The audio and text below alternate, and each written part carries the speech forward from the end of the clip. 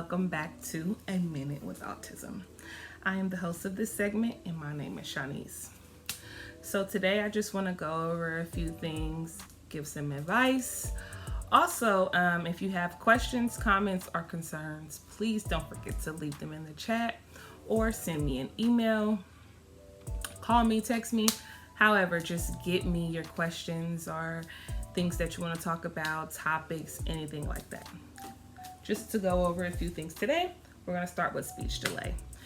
Speech delay is a big thing most of the time when it comes to autistic children. Taj actually started off not talking much. He had about 2 to 3 words, but mama and dada was the only ones that you could make out or that was consistent. So that was kind of like a red flag to me before the diagnosis because he wasn't saying much. He could comprehend you very well, but he did not reply with language. He would use gestures. He also would tantrum a lot. That is a big thing with speech delay because if you can't communicate or get out what you want to say, it's frustrating. So you revert to screaming or falling on the floor or kicking. I remember one time his therapist told me it's like somebody has your throat, basically has control of your throat, but in your mind you're saying what you want to say, but it just won't come out. And then she told me, imagine how frustrating that is or how that would be. Just kind of look at it from different areas versus you getting frustrated because the kid is tantruming because they can't tell you their stomach hurts, or they can't tell you they're uncomfortable in the place that they're in, or I'm uncomfortable with the company that's in the house. I'm uncomfortable with my teacher or my therapist. It's very, hard for those kids to communicate that. So they become frustrated. And as parents, it's hard for us to watch. So sometimes we become frustrated or overwhelmed, or, we kind of ignore them, or we kind of just don't know what to do about this situation. So we want to seek help. We want to find tools, find flashcards, talk to the doctors, see what you can do to get that extra line of communication for your child.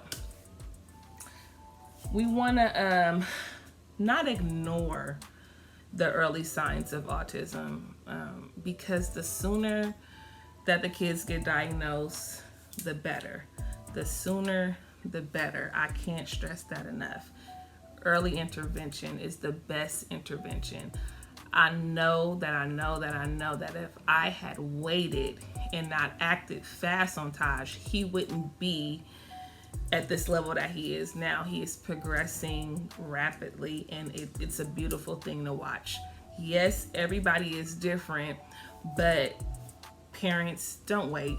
If you think that something is wrong or if you think something is off, talk to your pediatricians, talk to the counselors at school, talk to somebody, but please seek help. These kids deserve a chance at life. They deserve help. And us as parents, we do too. We don't want to quickly put labels on our kids like, oh, he's just bad, or oh, he just got ADHD. That could be true, but we want to get professional help. We want to get some testing done. We want to get answers for what's going on with our kids. We don't want to ignore, because that will harm them, it will hurt them, and it will just delay, the progress that they will be able to make had you made the move the first time. A lot of the times our families say, oh, kids will talk when they get ready. I can't tell you how many times I heard that. Oh, he's fine, he'll talk. I had a late talker, and all that's fine, but every kid is different. So if you feel that your kid should be doing more, or talking more, communicating more. It doesn't hurt to ask. It doesn't hurt to learn. It doesn't hurt to seek the doctor's opinion. Just, it helps the kid in the long run. It brings me to speaking up. We have to advocate for our kids. We have to be their voice. We have to be able to communicate with these therapists and these doctors about, and also the educators, what we need and what our desires are for our children, especially while they're young. So we have to set the tone at the IEP meeting. We have to set the tone in the physician's room. We have to set the tone around the family on what you need for your kid. You have to protect them at all costs. So if that means firing a therapist, so be it. I fired a few. No shame in my game. Everybody doesn't mesh well with your child. You have to pick up on your child's emotions, be in tune with them. I had to learn that and learn it quick because Taj was not talking. I had to pay attention to what made him uncomfortable, what his likes was, what his dislikes were. I remember one of his very first speech therapists. She started off cool. Taj was cool going, comfortable. Then all of a sudden, it was kind of like a switch for Taj. And every time we had to go there, he would tantrum. He would cry. He would get uncomfortable. Just kind of in a way to where you knew something was wrong. You knew he was real uncomfortable. So I had to start really focusing on what the issue was and what was bothering him. Then I had to focus in on her to see, well, is she the trigger? Is this room the trigger? And I had to talk to his dad because it started overwhelming me to the point where I needed a break from going. We had to start switching off, like tag teaming basically, because I'm like, are you seeing what I'm seeing? Is he uncomfortable in there? And turns out it was her. It was her energy. The last straw for me with her was Taj actually wanted to hug her by, randomly, just randomly. And a lot of times, a lot of autistic children, they don't even like to be touched.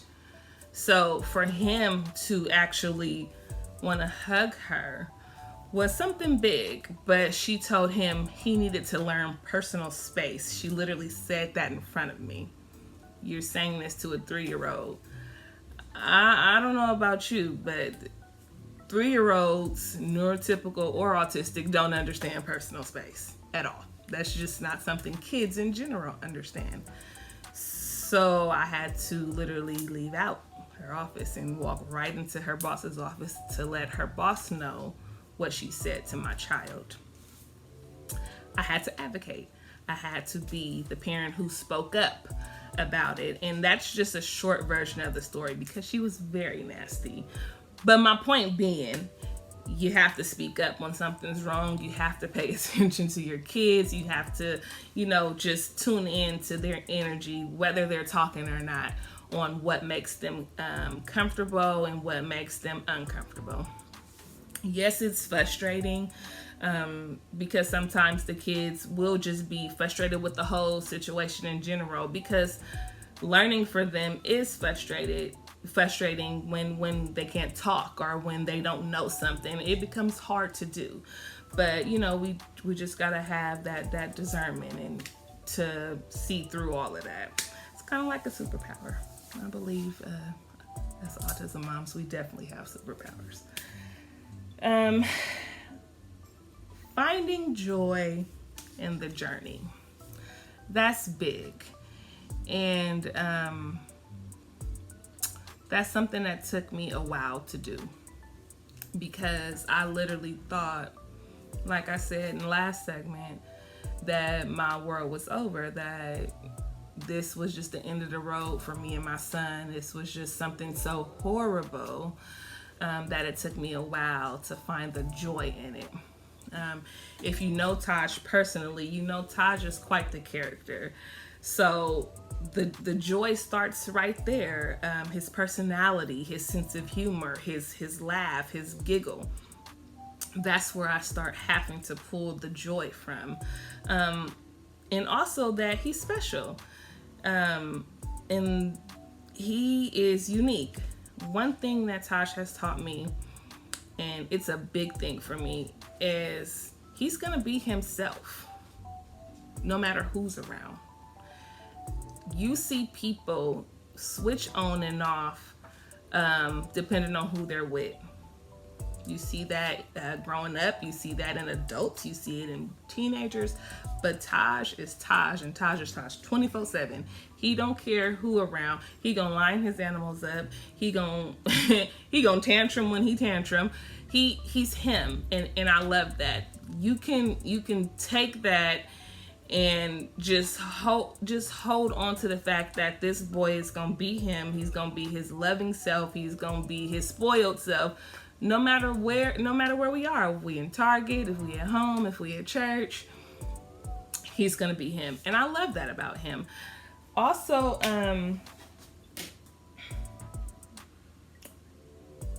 I need parents to focus on what they can do versus what they can't do.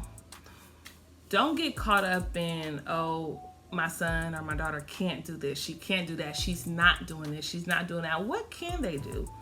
The little things deserve big praise, because once they see you're praising them for the little things, they'll continue to do them, and they'll continue to just keep, going higher and higher in whatever it is.